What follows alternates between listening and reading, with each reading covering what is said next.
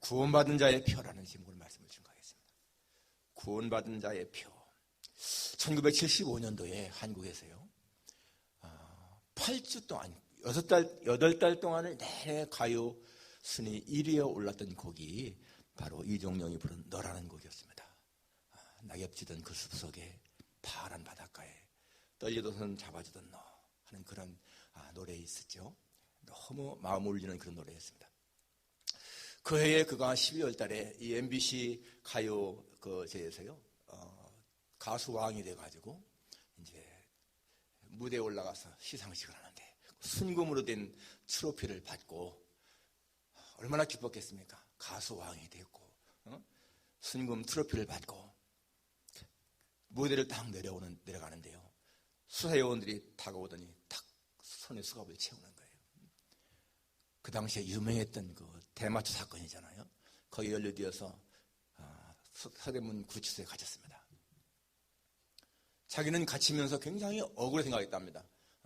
많은 사람들이 다 대마초 피우는데 나는 들켜서 이렇게 붙잡혀온 거고, 안 들키면 아무런 문제가 없는데 재수가 없어 들켰구나. 너무나 억울하다. 그러면서 그는 단절된 그 구치소 안에서 자기의 인생을 생각해 보았습니다. 진짜 인생의 의미가 무엇인가? 무엇이 행복인가? 그런데 그때 한 사형수가 자기에게 다가와서요, 복음을 전하는 거였어요. 예수님 믿으라고. 처음에는 별로 생각하지 않았습니다. 왜냐하면 자기는 이 사람이 충남 예산 사람이더라고요. 덕산 사람인데 태어나서 어릴 때부터 할머니 등에 업혀서 교회 갔습니다. 할머니가 새벽기도 갈 때마다 교회 가서 이 손자를 놓고 기도하면서 하나님 이 손자 목사 되게 해주십시오. 그렇게 기도를 했어요. 그리고 중학교 고등학교 다닐 적에 학생회장을 맡았습니다. 근데 건성이었더니 건성, 믿음 없이. 그리고 어느 날 부흥회 하는데 목사님, 강사 목사님이 앞으로 목사 될 사람 손들어 보십시오 그러는데요, 이 사람이 생각에 이거 빨리 손들고 해야 예배 빨리 끝내겠다, 그런 마음으로 장난 삼아서 손을 들었다는 거예요. 그런 과거가 딱 떠올랐습니다. 그런데 그 사형수의 그 언행이요, 너무 진지하고 너무 심각하고 너무나 위험 있다는 거예요. 그래서 그분이 그 사형수를 하나님이 보내신 사람이구나, 이런 생각을 하면서요, 진짜 복음을 받아들였고, 그리고 다시 예수님을 철저히 믿게 됐습니다. 그때에 그 사형수가 이렇게 말하다는 거예요. 나는 이제 얼마 안 가서 죽을 겁니다. 사형당할 겁니다. 그렇지만 당신은 얼마 안 가서 출소할 거예요. 나가시면은 내가 예수님을 위해 살지 못한 것까지도 나를 위해 살아주십시오. 너무나 가슴을 울리는 그런 말이었죠. 이분이 출소한 다음에 얼마 후에 다시 미국으로 오죠. 미국에 와서 신학 공부하고, 그리고 텍사스에서 목회하다가 지금은 LA에서 목회합니다. 얼마 전에 뉴욕에 와서 그 기독교 방송에서 인터뷰하는데 이런 내용을 쭉 이야기하더라고요. 자기는 가수의 정상에 올랐을 때에 그때의 삶보다 정말 구원의 확신을 가지고 살아갈 때가 얼마나 행복한지 모른다. 그때 가수로 정상에 올랐을 적에 그렇게 인기가 많아서도 뭔가 모르는 마음에 허전함이 있고 고독이 있고요, 불안이 있고 두려움이 있었는데 예수님을 위해서 일할 때는 너무나 마음이 평강이 있고 기쁨이 있다. 최고의 행복은 바로 구원의 확신을 가지고 예수님만 살아가는 것이다. 그런 고백을 하시더라고요. 우린 그분의 그러한 그 생을 통해서 몇 가지 생각할 수가 있습니다. 이 할머니의 기도가 이게 얼마나 중요한 것인가. 그 철모르는 손자를 놓고도 하나님 이 손자 목사가 되게 해주십시오. 그런데 여러분, 그 목사들 가능성이 없었잖아요. 그런데 때가 되니까 그렇게 되는 거예요. 그리고 사람에게는 어떤 자기가 소원하는 것도 장난삼아 목사가 되겠습니다 했는데, 그 소원은 해로울지라도 갚으라 하시는 성경 말씀대로 하나님 그 소원을 기억했던 거예요. 그리고 이 대마초 사건, 정말 인기 절정에서 여러분 대마초 사건으로 그렇게 감옥에 갔을 때 얼마나 자기 인생이 망가졌다 생각하지 않겠습니까?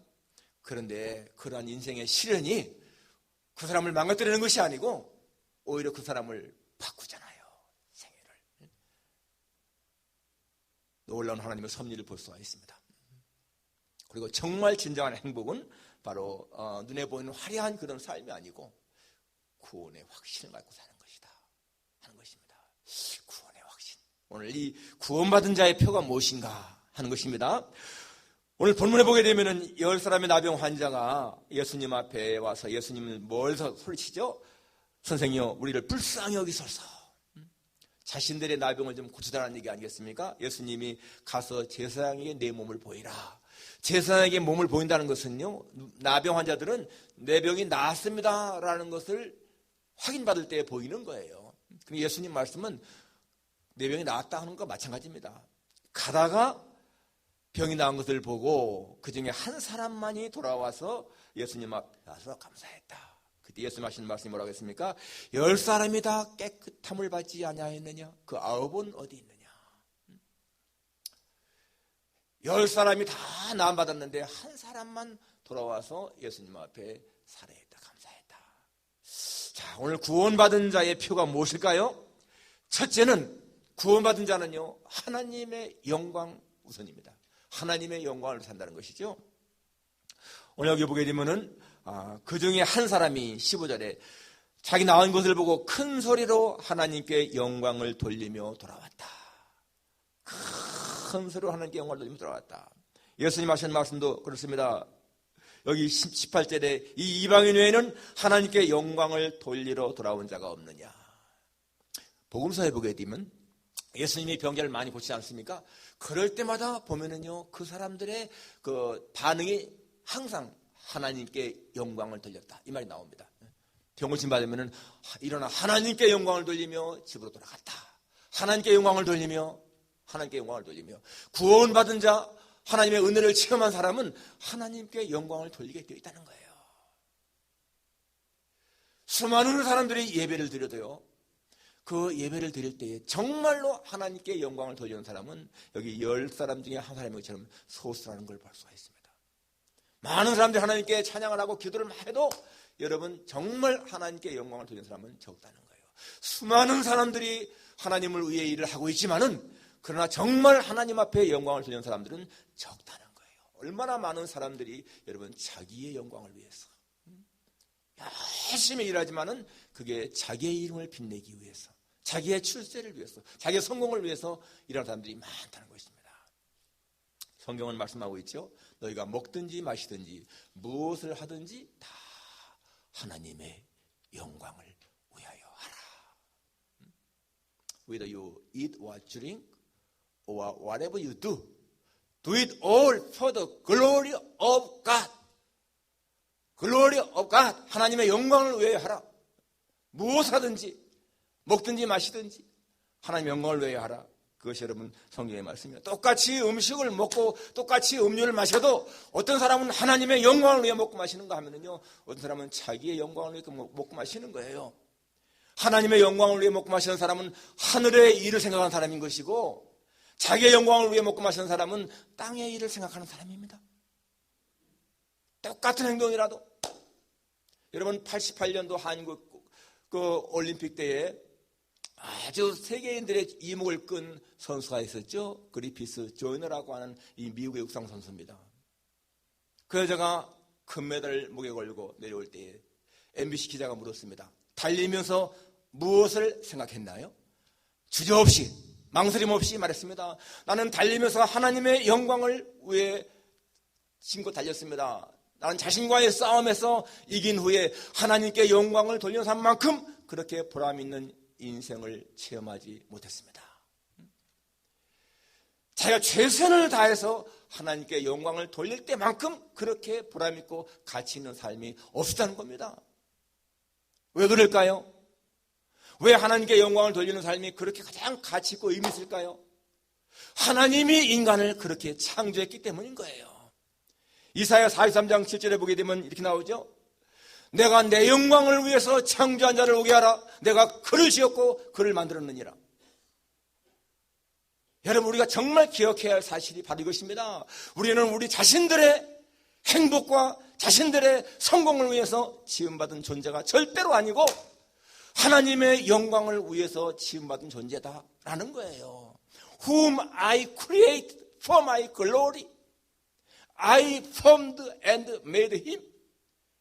I created for my glory. 내 영광을 위해서 창조했다. 그래서 여러분, 우리가 하나님의 영광을 위해서 살 때에 내가 추구하지 않았던 나의 모든 행복과 성공과 기쁨이 다 따라온다는 거예요.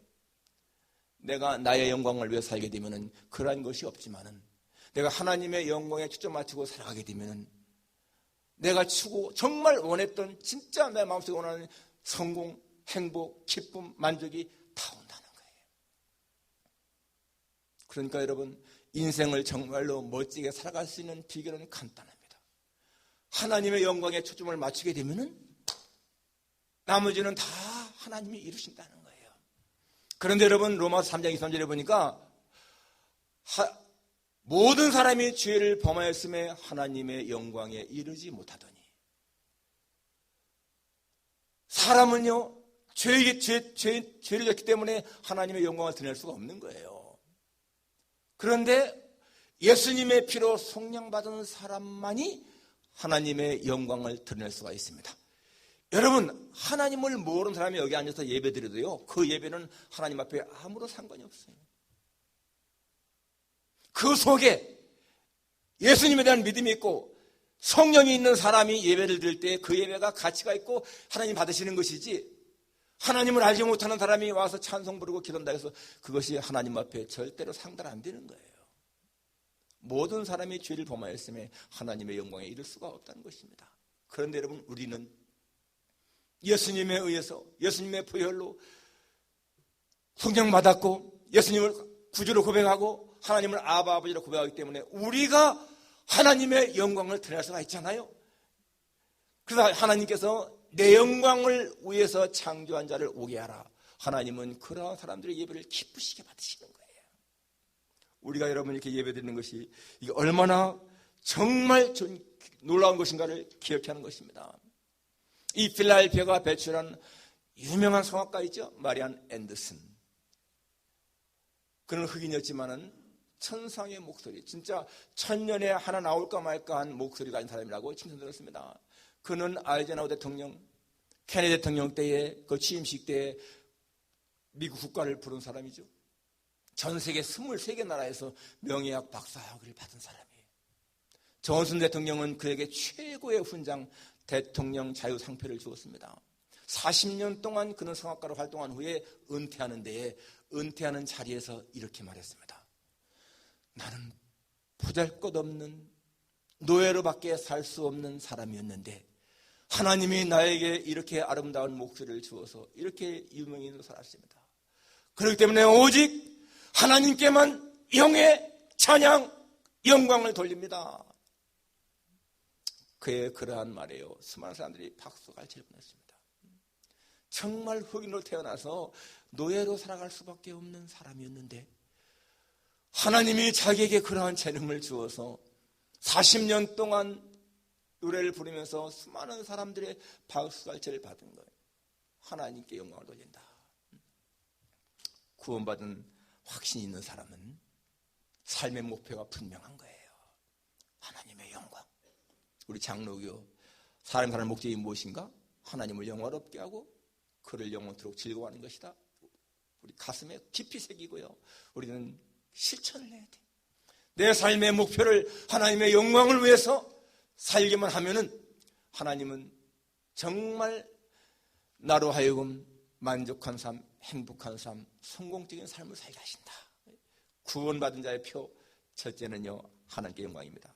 두 번째로 구원받은 자는 겸손합니다. 오늘 여기 이 나병 환자 16절에 예수의 발 아래에 엎드려, 예수님의 발 아래에 엎드려. 여러분, 예수님의 발 아래에 엎드리는 사람들 성경에 많이 나오죠. 베드로도 예수님이 찾아와서 배를 빌려서 하면서 밤새 수고했지만은 못 잡았는데 예수님이 깊은 데로 가서 그물 내려 고기를 잡아라 라고 할 때에, 선생님, 우리가 밤이 맞도록 수고했을 때 잡은 것이 없지만은 내가 말씀에 의지해서 그물 내리겠습니다 그랬습니다. 예. Because you say so, I let down my net. 당신이 이렇게 말씀하시니까 내가 내리겠습니다. 사실은 하나도 못 잡았다는 거예요. 그런데 너무나 많이 잡혀가지고 두 배 잠게 되었을 적에 이 베드로가 뭐라고 합니까? 주여 나를 떠나소서 나는 죄인이로소이다. 성경에 보니까 예수의 무릎 아래에 엎드려. 예수의 무릎 아래에 엎드렸어. Go away from me, Lord. I'm a simple man.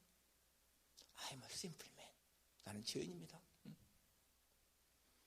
누가복음 8장에도 거라사인의 광인 그렇게 강포하던 자가 예수님의 귀신을 쫓아내니까 예수님의 무릎 아래에 앉아 라고 나오죠.